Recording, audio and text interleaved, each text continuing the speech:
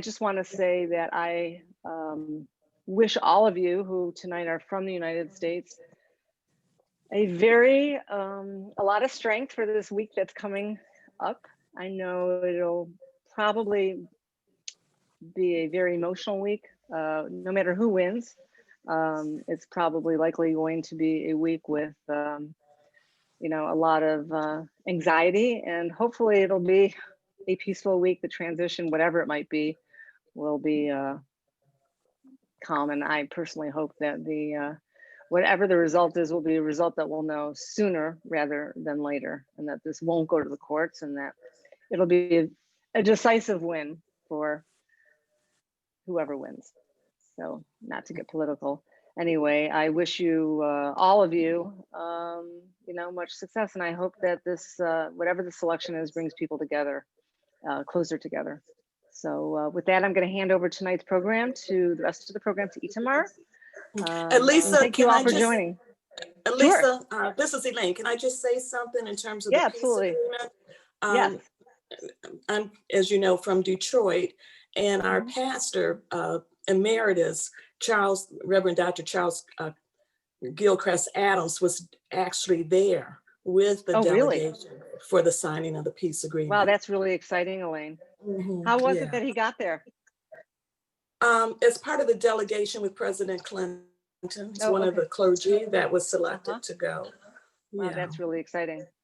Thank you for sharing that. And I've actually had an opportunity to talk to him about that experience, because when we came to Israel, he sort of shared, he had been to Israel a number of times, but he sort of shared his experience of being there. And just one last thing, I know you're excited that you're no longer in Michigan. We actually had our first snow today. Wow, that's early. That's really early. Yikes. Okay, I don't envy you. If that's like a preview of coming attractions, yikes. It's going to be a cold winter. Unfortunately, it means I guess a lot of you guys are staying indoors, so that's probably not good from a pandemic standpoint. Be careful. Be safe out there. And I hope it's quiet during your elections on Tuesday. Okay, so Itamar. Hello. Okay, my friends, can you you are sharing your screen, Lisa? Yep, I'm stopping it. Thanks. Fantastic. So I think I know all of you. My name is Itamar, you know me, and I want to introduce you to a friend of mine, Hannah Bracha. She's muted for some reason, just 1 second. We are going to talk about olives, but let's see what happened with her. Hannah Bracha, we cannot hear you. Let me just...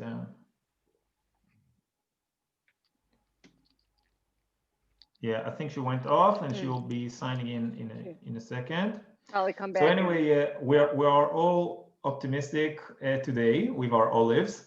And food always brings people together. So let me just wait for her, because I'm pretty sure she's coming back. Yeah, Hannah? I'll let her in. Itamar, you go forward. I'll let her in. Okay, she is in. No, I see her. No, I'm saying she's already in. Yeah. I don't know why she cannot talk. Yeah, I see her. It's okay. Just go ahead. Okay. So, Hannah Bracha, whenever you're ready, just open your camera and I'll hand it over to you.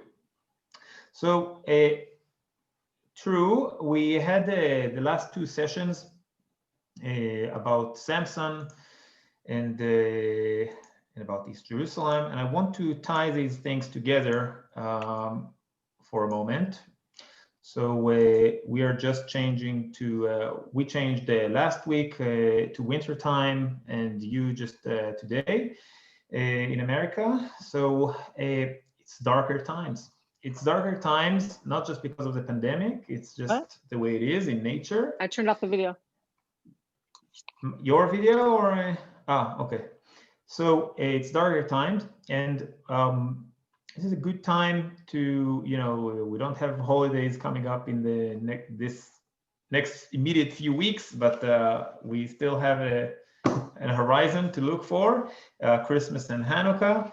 And these are two festivals of lights, and we'll see how it is connected and why it's so important, I think, to pass this next few weeks looking forward to these holidays. I will also say that I think I mentioned it the last time, Cheshvan, the month of Cheshvan that we're in the Hebrew calendar, the second month, is very important in another sense. We don't have real holidays in the Jewish calendar, but I would say there is a new holiday or somewhat new holiday that was developed or recreated or created in the last, let's say, few years even. It's the festival for the sons of Noah, for the Noahites. That's how they're called. The 27th of the second month is the day that Noah stepped out of the ark, and this was the moment that a new covenant was established. So despite of these darker times after the great flood, there was a new covenant. So this is something we are noting in the 27th of Cheshvan. It's about 2.5 weeks, like almost 3 weeks from now. So about the last two sessions, we talked about Samson, one of the tribes of Israel that was fighting the Philistines. About East Jerusalem, we talked about the East Jerusalemites, and there are Palestinians. Again, the name, of course, is not a coincidence. Philistines and Palestinians, and all this struggle between these two nations. And I'm showing you now something that I showed you the last time: the dove, the symbol for peace, of course, from the Ark of Noah. Okay, in the Arabic media and Palestinian media, they are striving for peace, but there is something holding them back. It's the occupation. Again, we talked about it the last time, and COVID-19. Also, this is again from the last week. Speaking about East Jerusalem, I live very close to East Jerusalem. This is the railway park, and it's an amazing place of connection between East and West Jerusalem. And as you walk over there, you walk through Jewish neighborhoods and Arab neighborhoods as well. Bet Safafa, which is just next door. They are harvesting olives now, by the way. And you'll see on the left side that it speaks about, in Arabic and in Hebrew, it says, Amal is hope. Amal is the word for Arabic in hope, is the Arabic word for hope. And there is a school there for Arabs and Jews. They study in both languages, and most of them speak fairly okay in both languages. So these are the graffitis just next to it. So I'm trying to be more optimistic in this session by introducing you to another friend of mine. Hannah, just let me know when you are when you can hear me and you can talk too, because I want to hand it over to you. I don't want to take more of your time. But as we're waiting for Hannah to respond, this is another friend of mine. His name is Oded. He's a tour guide in Israel. You can see Mount Zion just behind him. And our session will try to unite the different parts of the different communities in Jerusalem, the Muslims, the Christians, and the Jews. So this is something special that he did, photography of heads of the three faiths in Jerusalem. So that's what you see over here. So before we do that, let me just check. Elisa, can you check with Hannah Bracha if she can answer, if she can respond? Something is wrong. I don't know exactly why. Okay. I hope she's okay. Okay. The first part, I will talk about the Bible. Then we'll see how the Bible, that each verse and each chapter has its own theme. We'll see how it's connected. And then in the other part, I will talk about the land of Israel, and how, despite of the different populations that lived here, something about the culture of the olives connected between these nations. The culture of the olives that the Jews had, then the Arabs had, then modern Jews in modern Israel had, something is connecting. So I hope it will give you this, again, optimistic note for our session. So the famous olives is, of course, the olive branch that the dove that Noah set from the ark. She brought him a little twig, right? Freshly plucked olive leaf. Okay, as it says in Genesis 8. Therefore, it's a symbol of peace. It's a symbol of, again, the renewing the covenant between a God and mankind. Okay. This is something we mentioned a few sessions ago when we were in Ot Kedumim. We talked about the 7 species of Israel in that session about nature, and in Deuteronomy 8, chapter 8, verse 8, a land with wheat and barley, vines and fig trees, pomegranates, olive oil and honey. Again, olive is one of those species. Moving forward to to Deuteronomy as well. When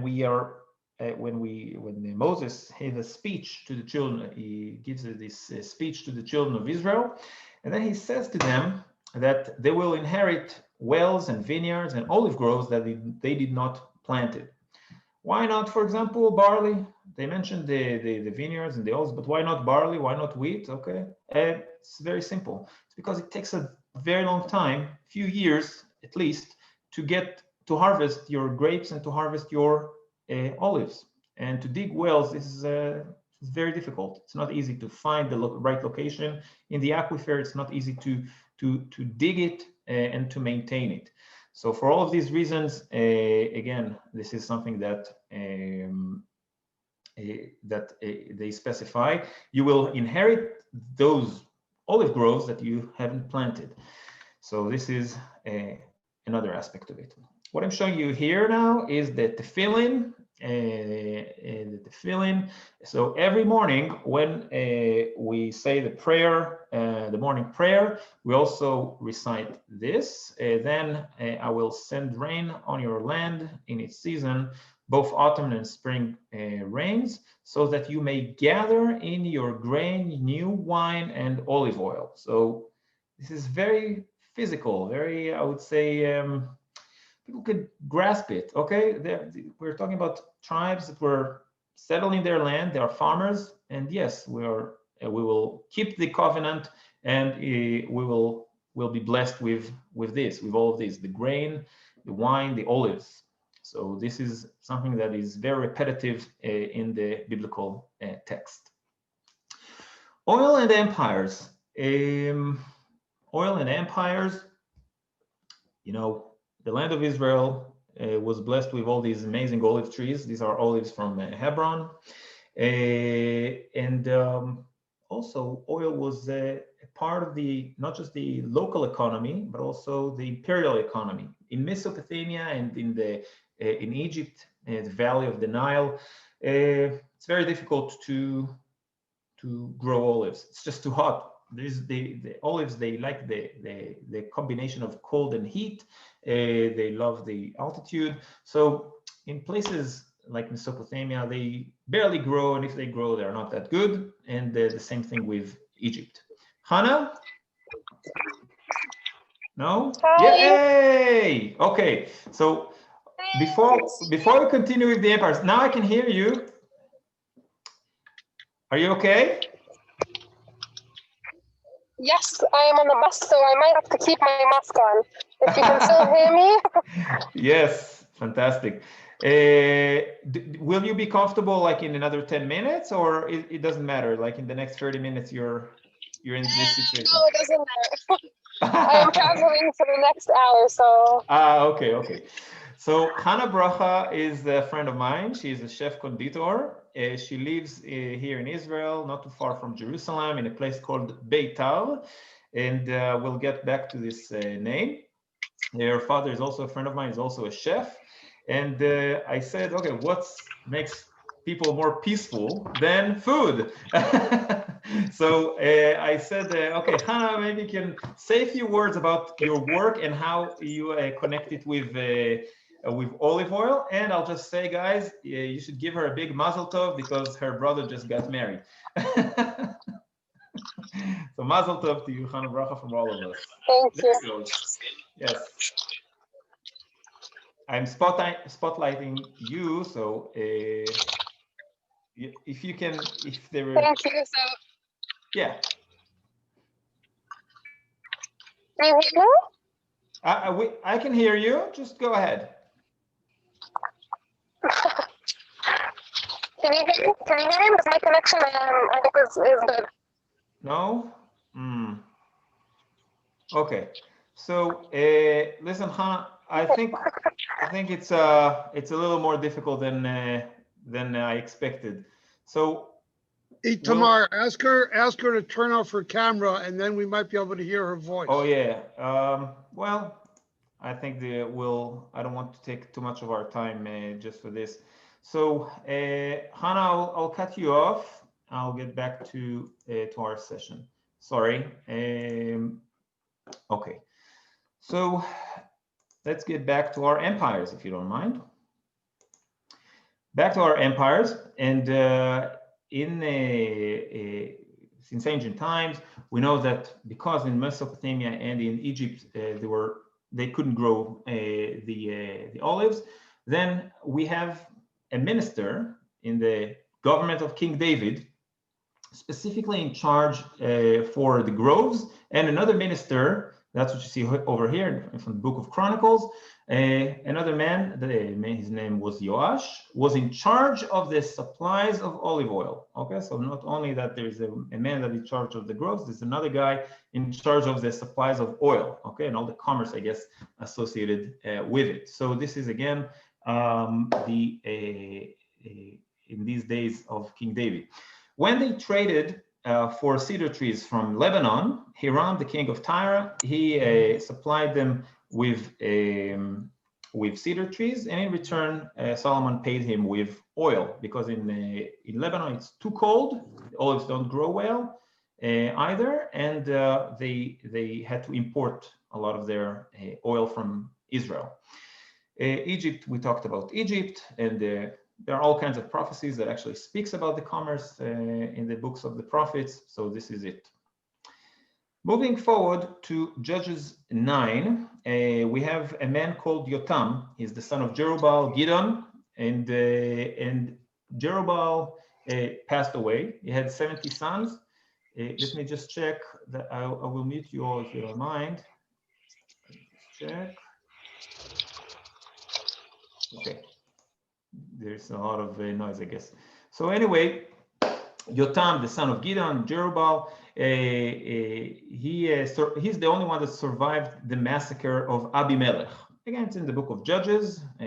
Gideon passed away. Gideon is Jerubbaal. It's the same man. He passed away, and that man, Abimelech, he massacred his siblings, and only one brother survived. His name was Yotam. And Yotam goes to Shechem, to the city of Nablus, and he asks them, and he tells them a story. He doesn't preach to them, he just tells them a story that all the trees went out to anoint a king for themselves. And then they go to the olive tree, and he says no. They go to the fig, he says no. To the vine, he says no. Only the thorn bush says yes.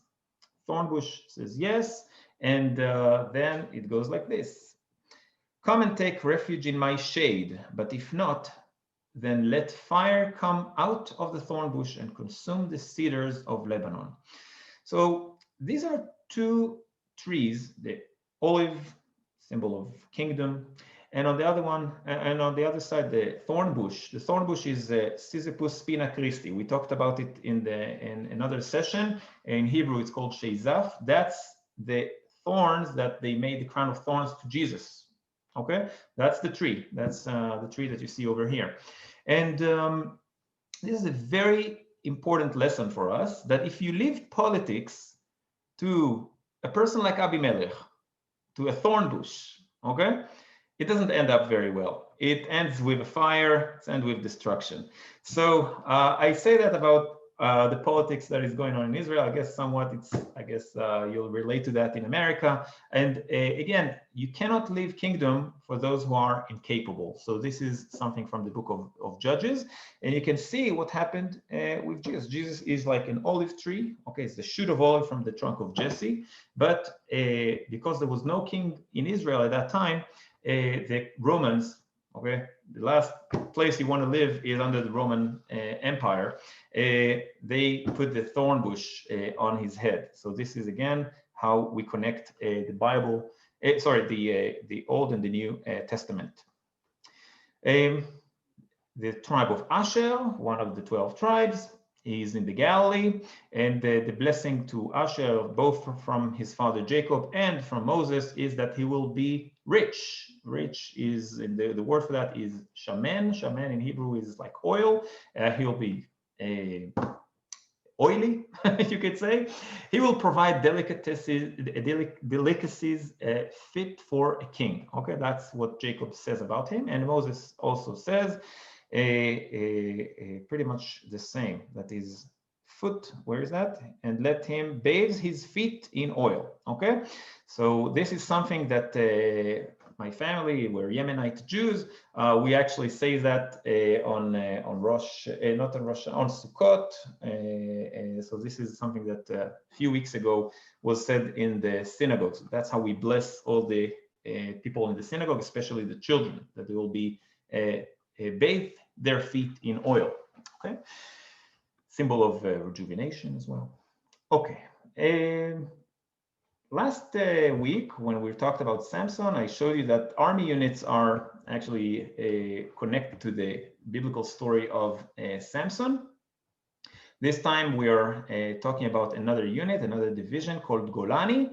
Golani is one of the infantry divisions, and their symbol is the olive tree. That's what you see here, because they were fighting during the Independence War. They were fighting in the Galilee, and the Galilee is filled with olives. So again, you can see these are the brown berets that you see over here. Very important infantry unit. In Micha 6, you will plant but not harvest. There's a curse here. You will press olives but not use the oil. You will crush grapes but not drink the wine. Okay, there's a threat to the children of Israel, and they didn't listen, so they were exiled. The 10 tribes of the north first, and then the tribes of the south, the kingdom of Judah, and they were exiled to Babylon. I'll just continue from the exile of Babylon to another exile by the Romans, the destruction of the Second Temple. This is the famous Titus Gate. There were experts that understood how the colors, they checked the pigments of the colors on Titus Gate, and they actually realized that's how it probably looked like when it was painted back, 2,000 years ago. So here's the menorah right in the middle. And over here, we're talking about 60 years after the destruction of the temple, Caesar Adrian, he destroyed Judea in the Bar Kokhba revolt, a famous revolt that happened in the 2nd century. And the rabbis say that during the destruction, they also burnt and cut off a lot of olive trees, not just to punish the Jews, but also they did that so they can build their war machines. So a lot of trees were destroyed at that time. So this is Caesar Adrian that was grinding the city of Jerusalem. That's what you see also here. And in the symbol of Israel, many years later, we have the symbol of Israel, and you can see the depiction of the menorah from Titus Gate here, just like that. The menorah from Titus Gate with 2 branches of olives. We didn't talk about it too deep in our session to Neot Kedumim, so I just want to bring you the quote. This is Zechariah. He says this. Then I asked the angel, what are these 2 olive trees on the right and the left of the lampstand? Again, I asked him, what are these 2 olive branches beside the 2 gold pipes that pour out golden oil? Golden oil could be simply the olive oil. He replied, do you not know what these are? No, my lord.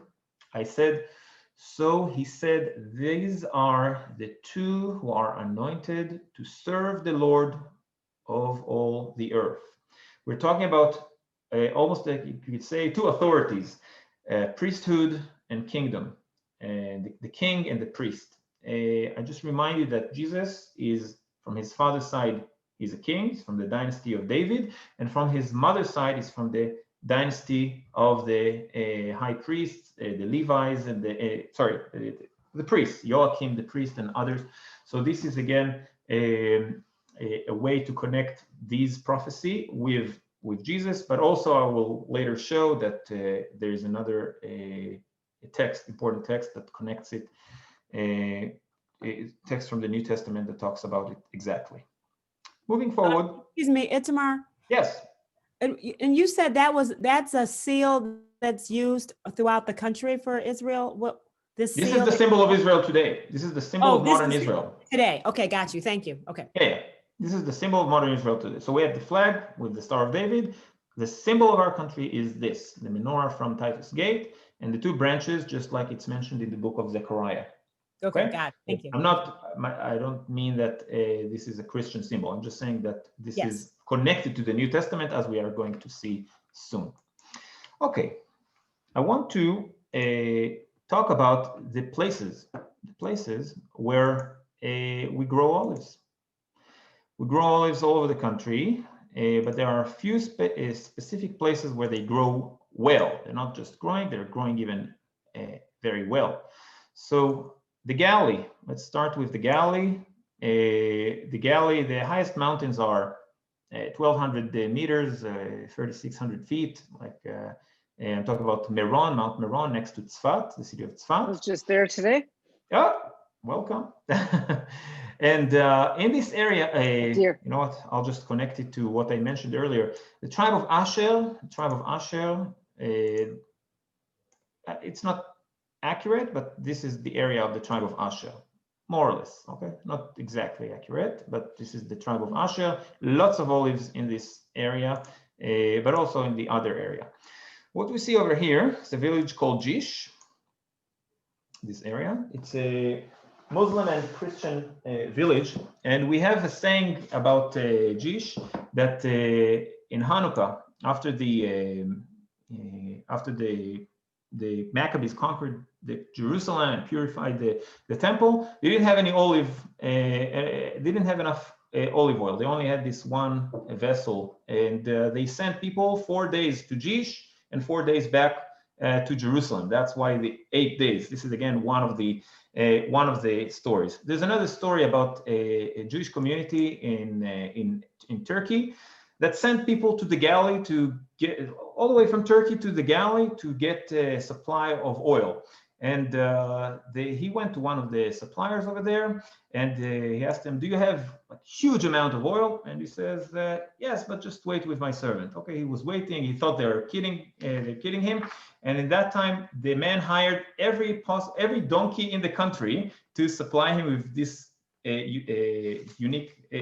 this huge amount of oil. So Jish is like Gush Chalav, it's called in Hebrew, Jish today. This is an area where they have very fine oil. Moving now a bit south from here to Rame, okay, this area, Carmiel, Rame. This is the road between Akko on one side and the Sea of Galilee on the other side, Capernaum. You can see Capernaum right here. And in Arabic, this valley over here, you know, I want to show you that it's a valley, so I'll have to do a little trick. Check it out here. This way, you'll be able to see that I'm actually talking about a valley here, like this. So this valley in Arabic is called the best groves, Majd al-Krum in Arabic, Majd al-Krum. And in Hebrew, Carmiel, the city that is over there, Carmiel means the grove of God, specifically the grove of oil, the grove of God. So where are all the olives? Over here. It's a little difficult to see it from when we're up high here. But when you go down a little bit, you'll see the groves. Here, you see all these dots? Take a look. Huge, we're talking about millions of trees in this area. Take a look. And now I will go down here to the road, just so you'll see, again, one important area of olives that we have in the country, just like that. Here, you can see the trees. Here are the olives over here and on the slopes of the mountains. It's absolutely beautiful. When you drive over there, it's majestic. Endless. Yeah. So here you can see the beautiful trees. You can see that they have these shoots that developed into a new trunk, something that we're going to see in other pictures as well. Some of these olives are 100, 200, 300 years old. Okay, the same thing on the other side. Take a look. It's amazing. So all this area is very, very famous for its olives. Another area that we have lots of olives, I'm talking about, to be precise, we're talking about 12 million, this is an official number actually, is the West Bank. 12 million olives in the West Bank. So I'll just zoom out a little bit. I hope you can all see that here. Some heavy clouds over here, right? So, so anyway, you can see the dotted line just over here. This is again the West Bank, and this is the amount of olives that grow over there. Nablus is a very, very famous area, the city of Nablus. I mentioned it earlier with Yotam. It's very famous area of olives, and Burin, for example. There are a lot of modern presses in this area. I want you to see this name over here. It's a settlement actually over here. It's called Yitzhar. Yitzhar in Hebrew means oil. Yeah, oil. So this is again the names. Another place that we have over here, it's called Asira. Asira is the place of the oil press in Arabic. Asira or Masara, these are all in Arabic names that are connected to oil. So even the names are, of course, as I said, connected to oil. Here's another example. The word for in Hebrew for olive is zait, and in Arabic it's zaytun. Zaytun. If you speak Spanish, zaytunes, I think. In Arabic, zet means oil. Okay, and specifically olive oil. So there you go, zeta. So you can see all these, even the names of this area, even the names of the villages in this area are connected to the oil. Yeah. So this is one important area of this. We'll get more of that. Recently, we have some olive groves in this area, in the Negev Desert. In the Negev Desert, there are a few kibbutzes over there that find out a way to grow olives in the desert. One of those places is Revivim. I won't go too much into it because it's not that important. It's not like a big industry over there. And the last area is the Judean Hills, Bet Shemesh area, Bet Govrin. These are areas that historically were the industrial area of olive oil in the country. And I want to take you just to one place in the West Bank called here. Hannah, unfortunately, we couldn't talk to her. She's from Beitar, just over here, Beitar Illit. That's what you see over here. And the name of this town is connected to this Palestinian village, Batir. And the Palestinian name is originally a Hebrew name, Beitar. Okay, so we have these names that are repeating. These are Semitic languages, so they are very, very close. And the Palestinians here that live in Batir, they have an archaeological site in this area called the Ruins of the Jews, Kherbet al-Yahud, the Ruins of the Jews, and this is the ancient city of Beitar. Why is that? Okay, why do we care about that?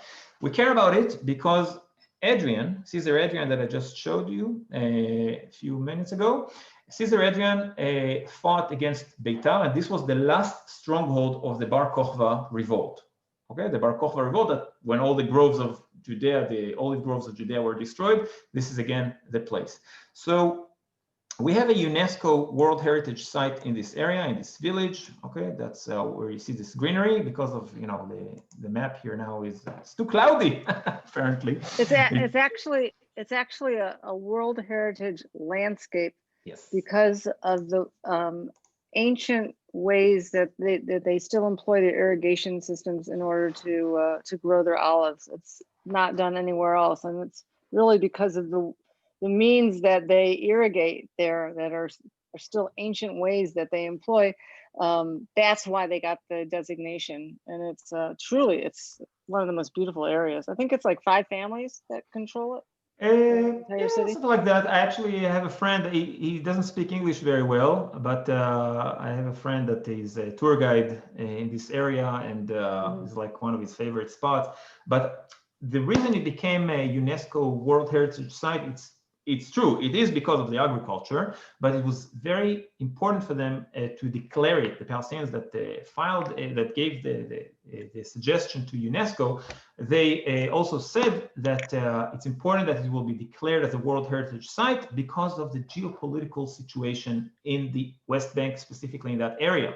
That's what you see over here. This is not too far from where I live. It's like 5 minutes drive. The city of Bethlehem. And the wall that you see over here and the security barrier that you see over here is not too far from the groves. So these groves are in the Jerusalem side over here. You can even see an old post just over here for the guards. And during September, October, historically, the farmers were out in the fields, so no one will steal from their crops.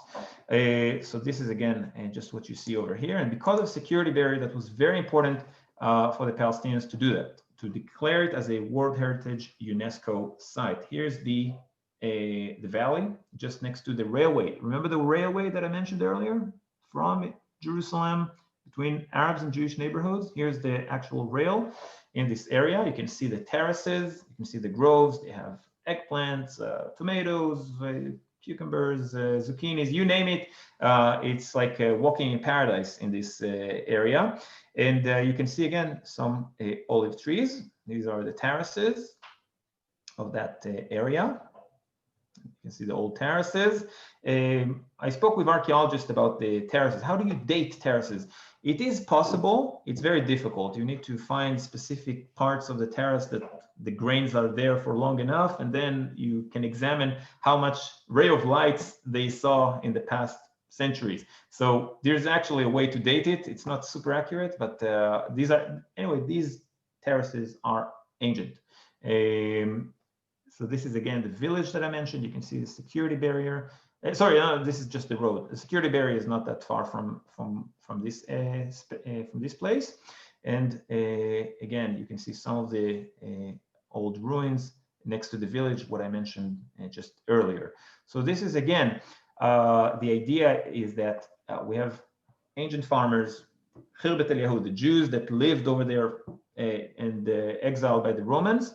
And in the same place now, we have Arabs, now identify as Palestinians, as the Palestinians that live in the West Bank, and they preserve these terraces. So we can see there is a connection between these two nations through the land and through the groves, through the agriculture.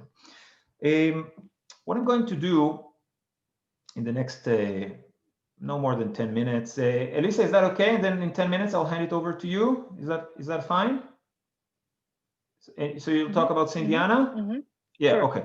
So I'll just want to run through things that some of us talked in the past. I want to show you again the valley of Kidron with all the groves just next to the walls of the old city. Here's the Golden Gate just over here. Again, the Golden Dome just over here. You can actually walk in the Kidron Valley. This is the view from the Mount of Olives. The Mount of Olives. You can see the olives just down here. It doesn't have as many olives as it used to have in the past. And of course, on the Mount of Olives and the slopes of it, we have the Church of Gethsemane. And in the Church of Gethsemane, we have these amazing, beautiful ancient olive trees. Again, a symbol of peace, a symbol of rejuvenation, a symbol of a continuation from generation to generation passing these traditions onwards. I want to talk about two aspects of it. You can think about Abraham as the first monotheist. He's all alone in his monotheistic project now. And after he died, his successors are like shoots of olives. That's what you see over here. Shoots of olives coming from the roots, the bottom of the trunk, just over here. And they surround him like shoots of olives surrounding your sons are like shoots of olives surrounding your table. So even if the father dies, no worries. He has his sons to continue his legacy. And if Abraham started as one monotheist, today we have 4 billion monotheists around the world that consider themselves children of Abraham. Talk about, of course, mainly Christians and almost 2 billion Muslims and 14, 15 million Jews. So this is again the expansion of the olive trunk. The main trunk dies, but the shoots continues his legacy. So this is in the church of Gethsemane, the rock in which Jesus was praying on Thursday, just before he was arrested. And I'm moving forward. You can see again that the trees are hollow. So how exactly do you date them? It's not easy. And there was a research that was taking place just I think like it was 2014 or 15 by Italian experts. They examined trees in Gethsemane and church and in places around it, and they dated to 800 to 900 years old trees. Okay, not this one, the one in Gethsemane. So again, you can see again that they're hollow from inside. This is back to the Church of Gethsemane. We're talking about the harvesting, and so this is from 2 years ago, harvesting the olives in Gethsemane. Here's the beautiful trees over there. Reading from the Romans, if some of the branches have been broken off, and you, though a wild olive shoot, have been grafted in among the others, and now share in the nourishing sap from the olive root, do not consider yourself to be superior to those other branches. If you do, consider this: you do not support the root, but the root supports you. After this is like a few verses later, in verse 24, it says, after all, if you were cut out of an olive tree that is wild by nature, and contrary to nature were grafted into a cultivated olive tree, how much more readily will these, the natural branches, be grafted into their own olive tree?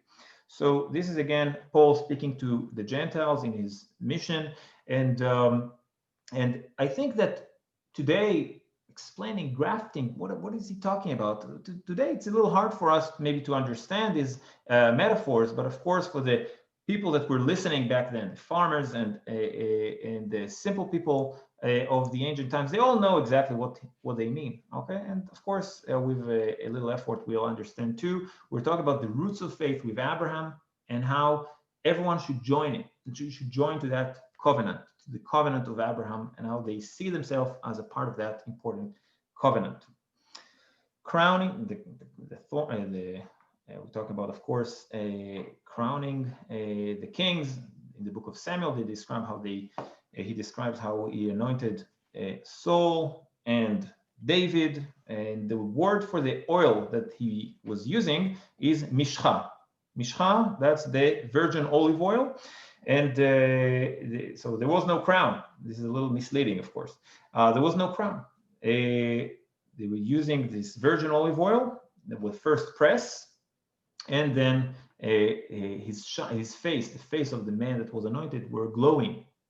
He was glowing, he was radiating. So this is again how you know who is the chosen one. He's radiating. That explains the halo in the Christian art. So this is again, mishcha means virgin olive oil. Mashiach, the one that is anointed, comes from the word olive oil. Okay, Mashiach, mishcha, it's all Messiah, of course. This is the words for that. This is in the room of the Last Supper. You'll see this olive oil over there, again, to remind the trunk of Jesse. And we're talking, of course, about times of light, times in darkness. We need, this is the moment to light as many candles and to shine, and maybe in the context of the pandemic, maybe to volunteer or to help your neighbors in every possible way.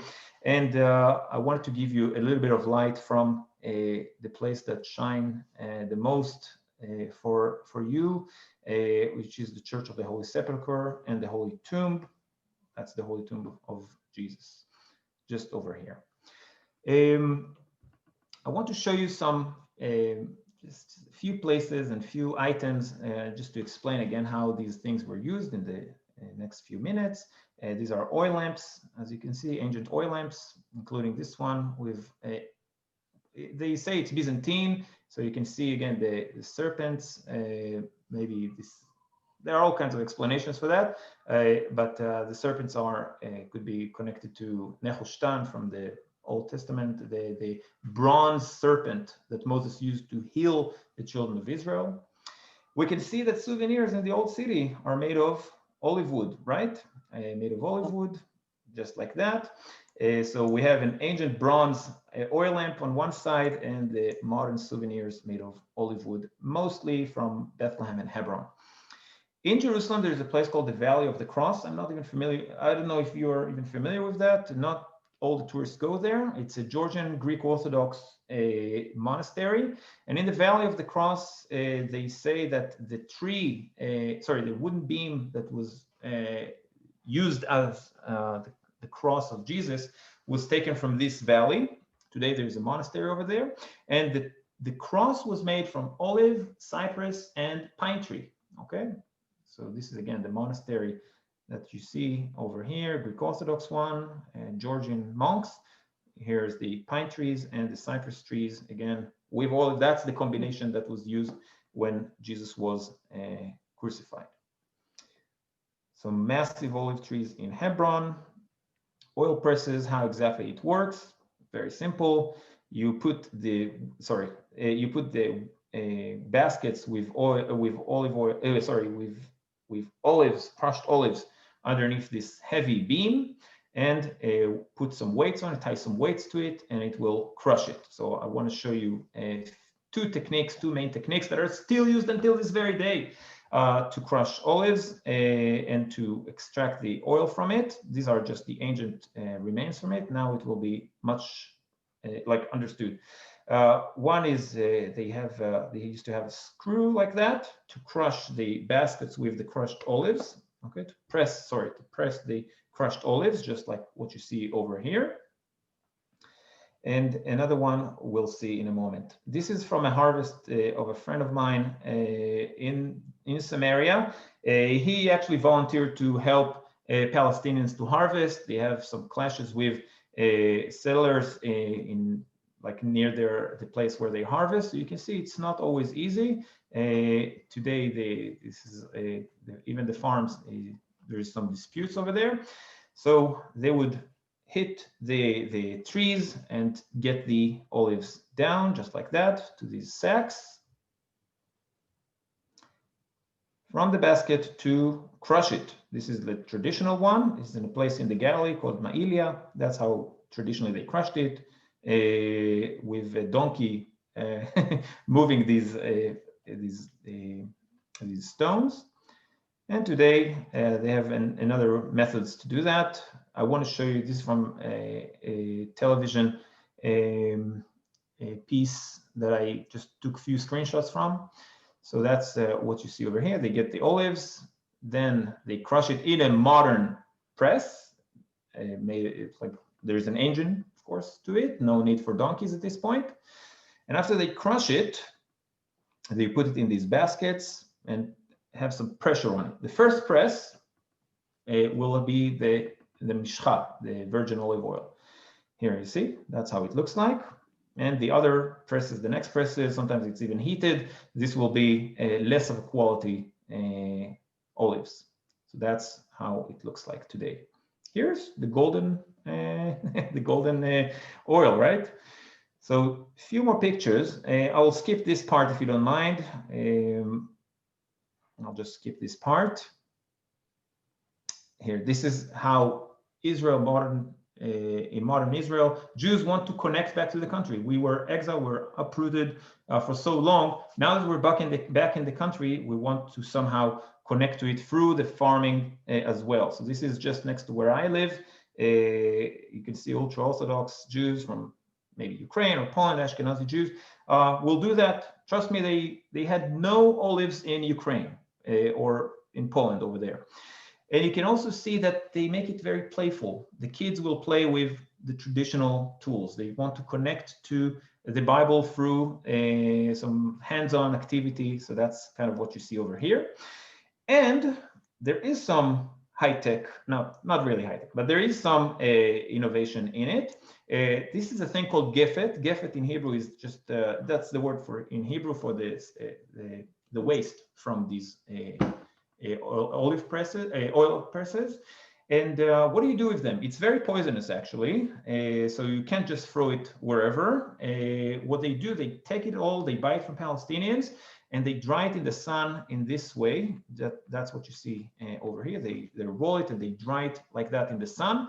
And it's an amazing means for just to make some fire at home. That's again what they sell. It's called the Gefet. It's a waste. It's basically waste after they pressed the oil. So I'll just finish with the Mount of Olives, Christians and Muslims as well, in this quote. They are, this is from the book of Revelation, they are the two olive trees and the two lampstands, and they stand before the Lord of the earth. If anyone tries to harm them, fire comes from their mouths and devour their enemies. This is how anyone who wants to harm them must die. So it sounds a little harsh, but the idea is that there are, again, these two olive trees or branches. These two olive branches, this is the covenant. There is a king and there is a priest that take care of the spiritual and material needs of the people, and it's connecting between Zechariah number 4 to Revelation 11. And food time. So I'm moving forward to Lisa. I just wanted to add some pictures of Zatar in Jerusalem. And Elisa, I'm passing it over to you.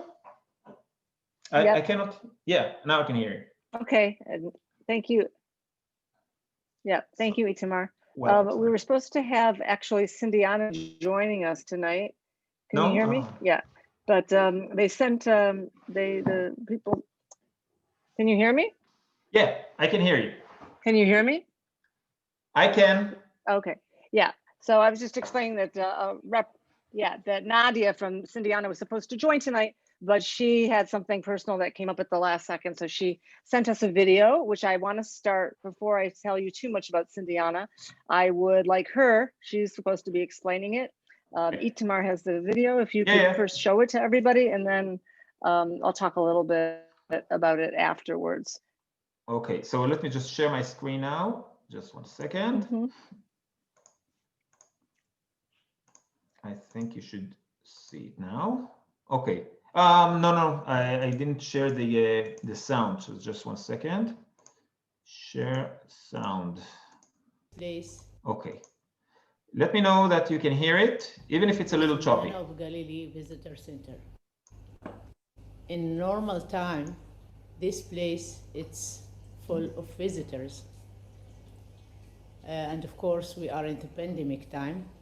My name is Nadia Giol. I'm a Palestinian Israeli woman. I'm working here in Sindyanna 4 years ago. Sindyanna of Galilee, it's Arab and Jewish women fair trade organization that we are producing traditional products together. The main one of them, it's olive oil, honey, mix of za'atar, and carob syrup. We are supporting 3 goals. One of them is supporting especially Arab women in lack of education and profession. And you see here, it's some of their works.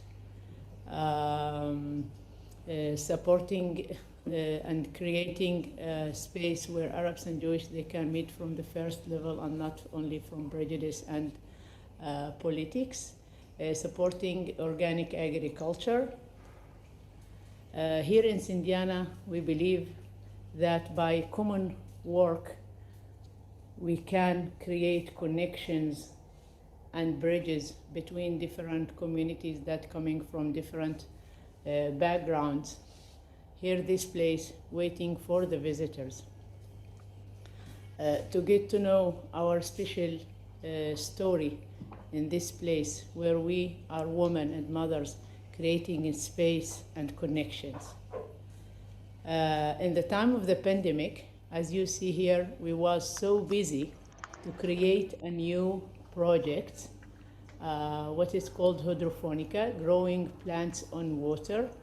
And here the women, they will come and they learn how to grow their own fresh food from the system to the plate, I say in English, from farm to table, and in the same time to support environmental sustainability, because we believe here in Sindyanna that social change, it's coming hand by hand with environmental awareness. Then we are here waiting for you, your visit, and we still have faith and hope everything it will be all right, and we will come back to the normal, and we will receive more visits here. Thank you. Welcome. Okay, I hope it wasn't too choppy. I hope you can all hear it. Yes, okay. Okay. So Sindyanna is. Elisa, we don't see your picture are, though. We don't see you. Oh, okay, right. So Sindyanna, as some of you know, who visited there about 2.5 years ago, is located in a community called Kfar Kana. Kfar Kana is an Arab community in the Galilee, which is the location for the Church of the First Miracle. So it is an important site that many pilgrimage will stop at, whether if it's Catholic and they want to actually have weddings at the church, or sometimes people renew wedding vows, or sometimes they just obviously just come to visit. But it's in this same community, and it just it's in the center of the Galilee. They built a visitor center there, which groups go to. It's an Arab Jewish cooperative that is basically based on really five pillars. It was formed actually by women, Jewish and Arab women, who come together for a number of reasons. First of all, they reclaimed the land and made it very productive, both growing, olive, organic and non-organic products. But they have produced award-winning olive oil. We'll show you, Itamar can show you a photo of some of the olive oil that they produce there. I love their labels. One is extra peaceful, one is extra unified, and one is extra hopeful. And go back one picture. And they come in these big bottles. They're actually all award winning. Can you see the bottles now? Yeah, wonderful packaging. And to believe it or not, you can actually even buy it on Amazon. You can buy their gift set, you can buy a big bottle. But yeah, it's actually a really wonderful product. So that's one of the things that they do there. Women also come together because it provides work. It actually provides work. I mean, they're actually creating all sorts of different products. They create soap. They do basket weaving products. Obviously, the oil. So it does have a very strong economic mission as well, providing employment. And then, of course, on top of that, it's bringing people together to work together in coexistence. I mean, we saw last week how, obviously East Jerusalem is a bit of a different issue.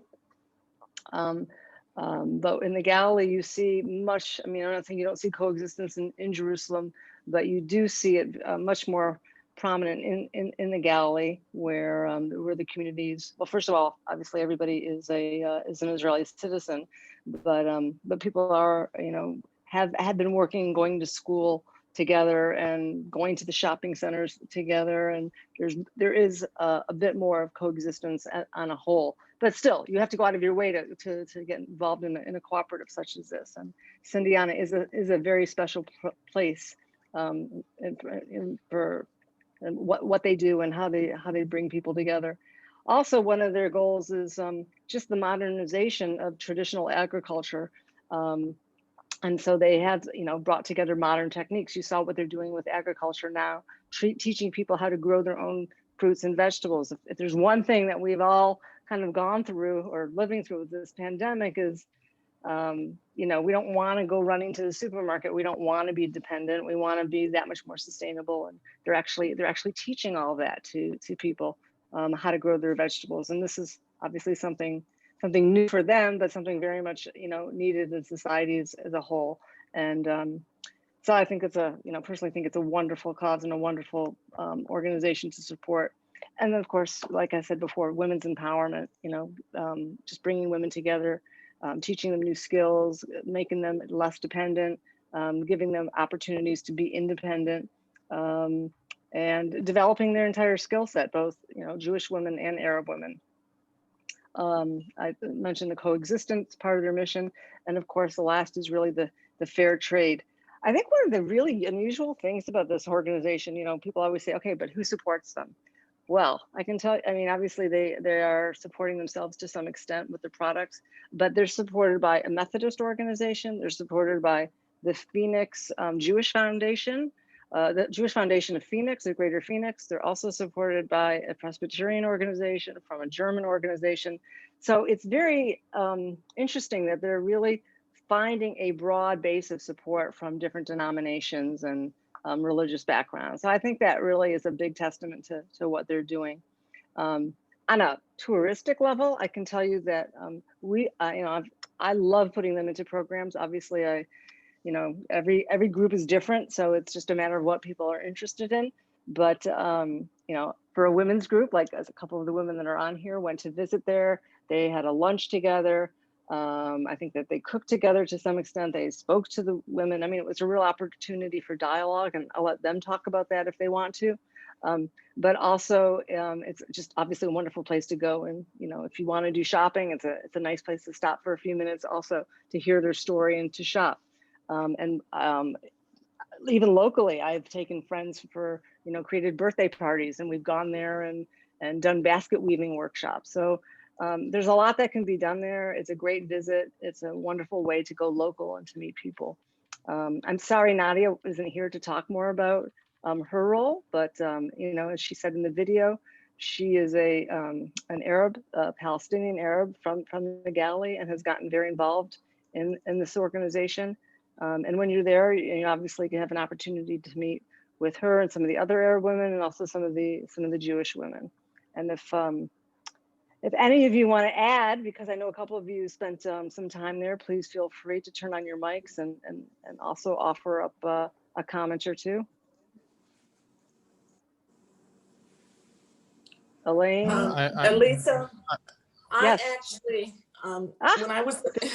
when I was in Israel, one of the merchants, I think in Cana, when he found out that Amir was my tour, arranged our tour, he gave me a bottle in which I brought back from Israel. So since that time, I've been able to find a vendor in Cherry Hill, New Jersey, a couple from Israel, and they import. And so that's usually how I order mine. GIT USA. The olive oil is wonderful. I don't use any other olive oil but this olive oil. I agree. I don't know. George is showing you her bottle. George, can you see George's bottle? Oh, here she is. Yep. There's Georgia with her bottle. Yep. Really, very, very good olive oil. Extra positive. That Elaine gave it to me for my birthday, and it's so good. And it's so funny because my mother said, "Well, that olive oil, it tastes so much different than the one we have. It's so much lighter. It tastes so much better." Real deal. I'm like, yes, mother. It's the real deal. No, it's true. You can get it on Amazon, and when you come here, obviously it's significantly less, but it's a great product, and it's supporting like a great organization. It's so nice. I took a screenshot so I can send that over to them tomorrow. Yeah, I took tomorrow. too. Yesterday. Okay, so the olive harvest really is starting. It depends where you are. I think it starts in the north and kind of makes its way down. So in the Sindyanna group went to an area called Wadi Ara, which is kind of in the, I wouldn't even say the Galilee. It's like the southern part of the Galilee, closer to the Jezreel Valley. I can show you where it is. That's Just for where a they second. visit a Lisa? Druze woman up in the north, and they don't pick until they pick much closer to the Lebanese border, and they'll be picking in the middle of the month. So we have photographs from the Sindyanna picking and processing from yesterday, which took place, and people came from all over the country, families, Jewish families, Arab families, and joined together. And we have some photos that we'd like to show you from that. Just making Itamar, sure, you're going to show Elisa, us where Wadi Ara is? yeah, this Yeah. is where Wadi Ara is, this area over here. It's very close to the West Bank, as you can see. And it's just next to Haifa, not too far from the Carmel Mountain. This is actually the slopes of the southern slopes of the Carmel Mountain. So that's what you see over here. And let me just share my screen here with, oh, sorry. Yep. Just 1 second, go. Okay. So yes, this is from yesterday. You can move through that.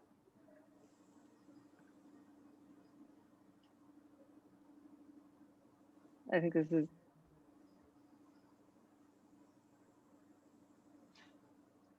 Elisa, can you see the pictures? Yeah. I'm going from one to the next. Yes, I can see the pictures. So Yeah. these are some of the kids and the families. There's some of the Arab women, the Jewish women.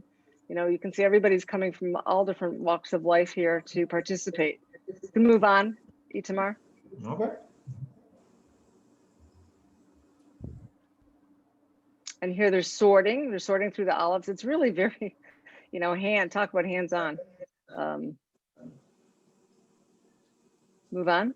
This is the cooking part. I think there is maybe the internet is slow, but I'm at the picture that where she's making the pita bread with the olives and I guess za'atar. Maybe she is. Maybe she is. Yeah.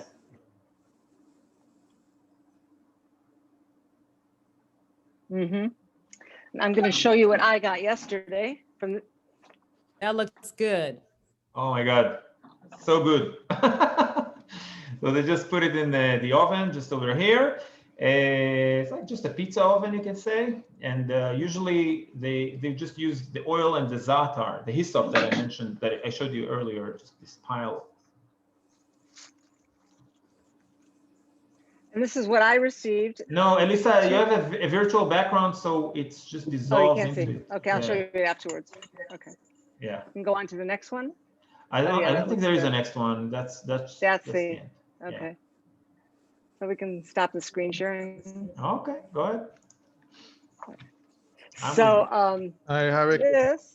this is, I don't know if you Yeah. can see it because I got forget about the label on this, but these are actually olives that were picked up in the Galilee, and they had put them into this jar, like just a leftover plastic jar, and they're all marinating now for the next few days, and they'll be able to be eaten very soon, and they'll last for a very long time. This is from a local tree right here that somebody. So it's a fun activity. It's a meaningful activity. It brings people together. It's a way to be outside in the pandemic, and you know, it's something we do. It's very much part of our culture every year. I guess I also, before we move on, I just want to take an opportunity here. I know it's November. I know you guys are all, you know, the holidays that are coming up.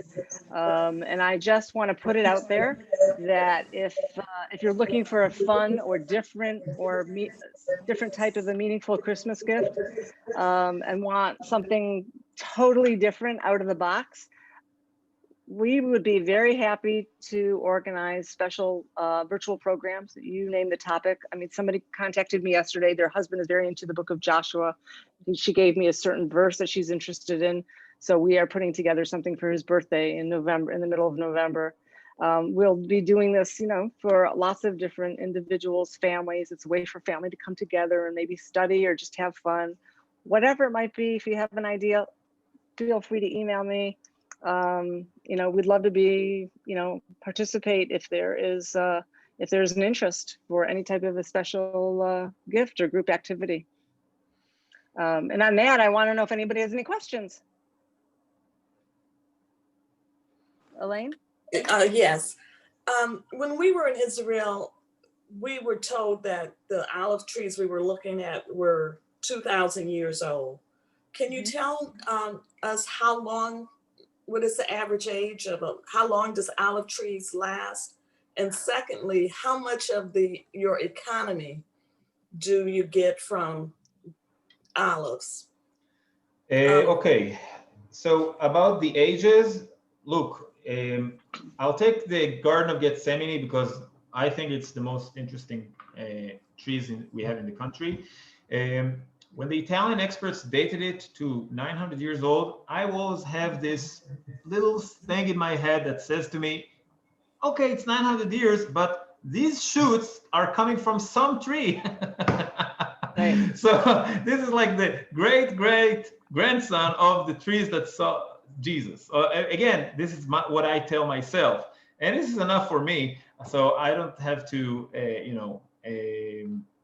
I don't have to really, I don't consider these trees to be 2,000 years, okay? Because they're not. I mean, these experts said, so I just assume they're right. But it's a very known practice to take a shoot from one tree and plant it over and then again and then again. They do it for centuries, and honestly, who knows? So I just want to say that this is probably the great grandson of the tree that actually witnessed the prayer of Jesus in the garden. Yes, you asked me about the economy.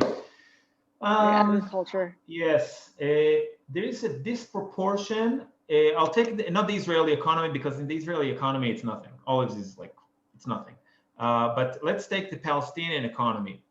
About if I remember correctly, 7% of their economy is agriculture, if I remember correctly, and the olives are not. They are an important part of it, but they're not as big as you would think. Consider the amount of olives they have, of olive trees they have. Talks about 12 million trees. When you monetize that, it's nothing.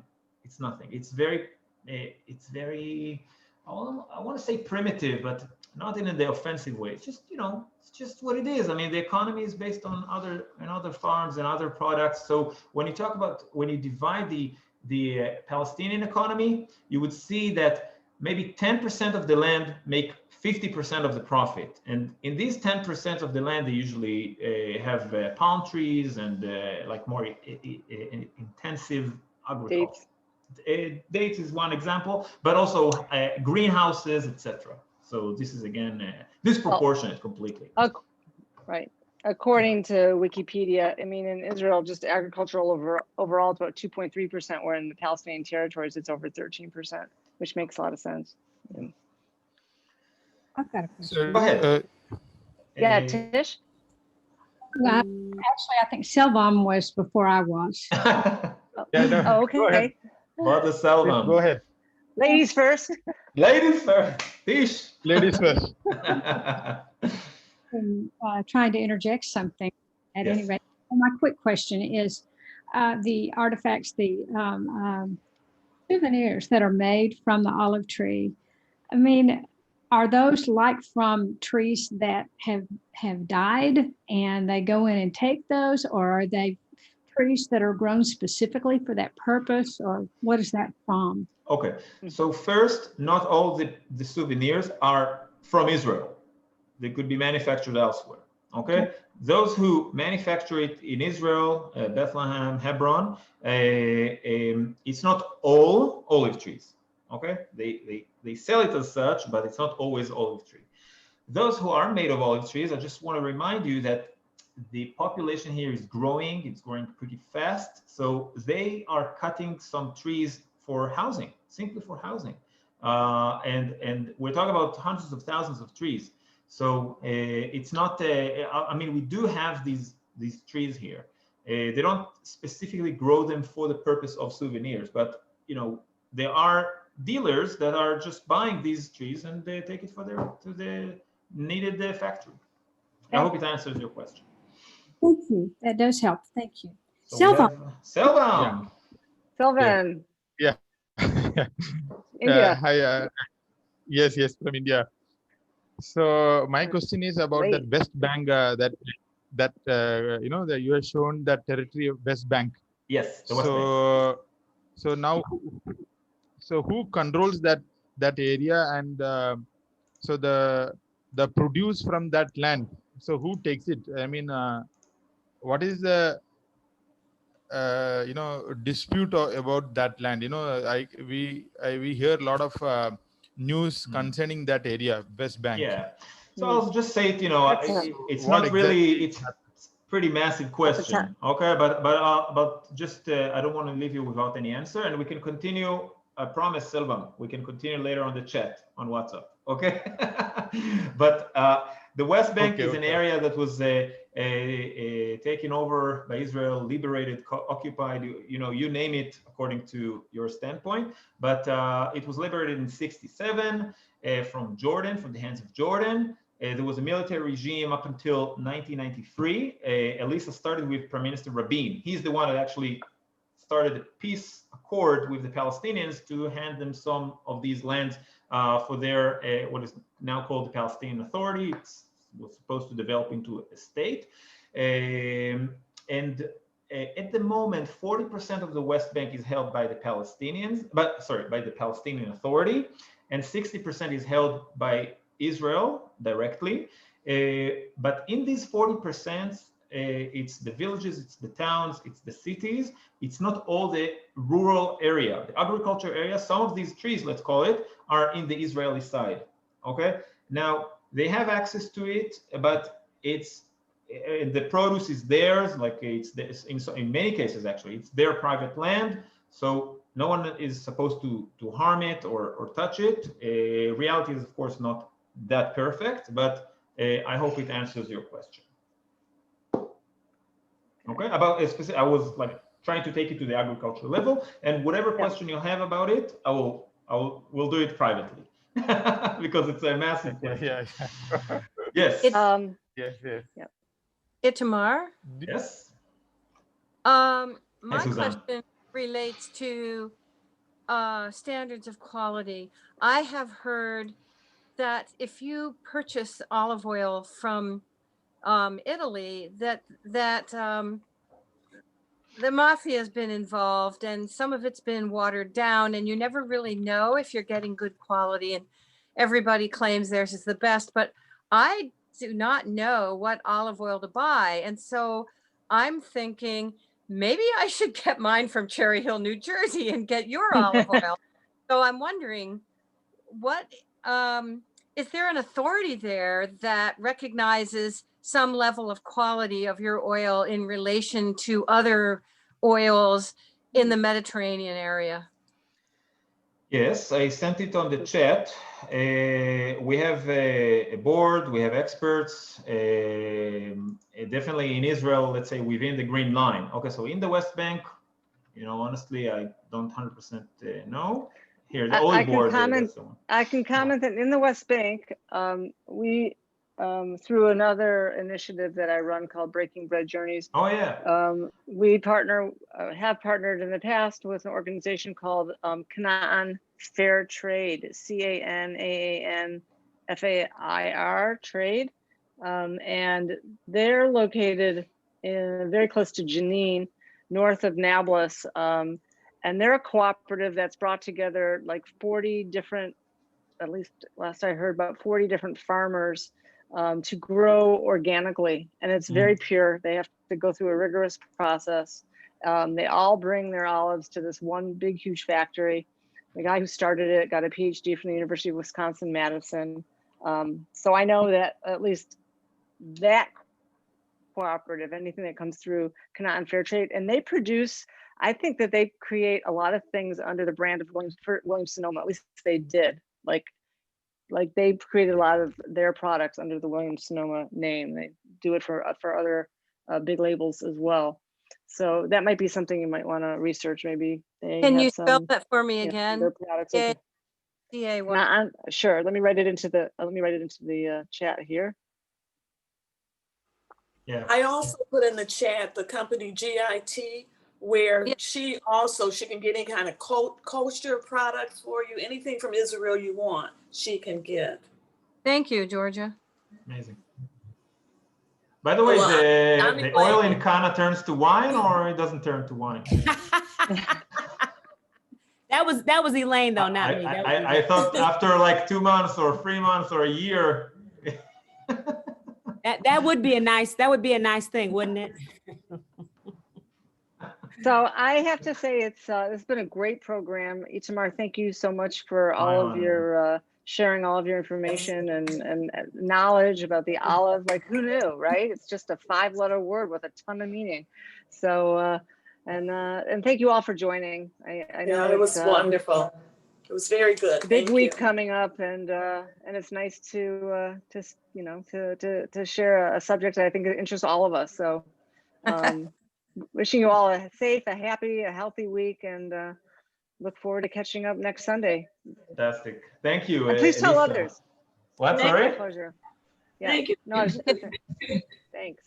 Thanks. All the best, my friends. And I hope I gave you some optimistic note, after these 2 sessions about wars, the Samson and Philistines and the Palestinians. So there is something that ties together, So this is again what I want to show. Right. And I'm Samson right now, but now they allow us to go to hair salons. So next week I'll probably get a new haircut. Good luck. All the best, my friends. Lisa, Bye, thank you. Guys, thank you very much. And we'll talk soon. I will end this session. Thank you. Goodbye. Good night. Bye. Good night. Bye. Goodbye. Thank you. Very